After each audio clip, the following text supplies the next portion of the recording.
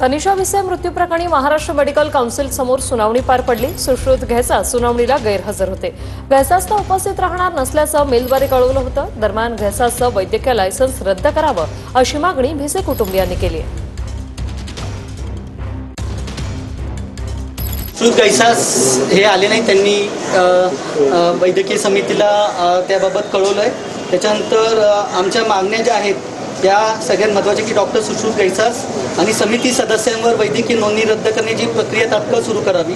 त्यांच्यावर व्यावसायिक गैरवर्तन व कायद्याच्या उल्लंघनासाठी चौकशी व खटले दाखल करावेत। घटनेतील मूलभूत हक्कांचे उल्लंघन केल्याबद्दल आणि हिपोक्रेट शपथ आणि नीती नियमांचे उल्लंघन केल्याबद्दल योग्य ती कायदेशीर शिस्तभंगाची व नागरिक स्वरूपातील कारवाई करण्यात यावी।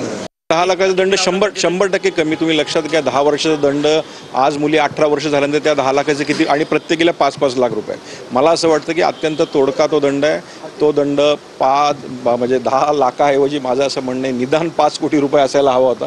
कारण आज त्या 2 मुली आहेत आणि त्या मुलींचं आज पूर्ण दायित्व खऱ्या अर्थानं त्या पालकांना उचलायचं।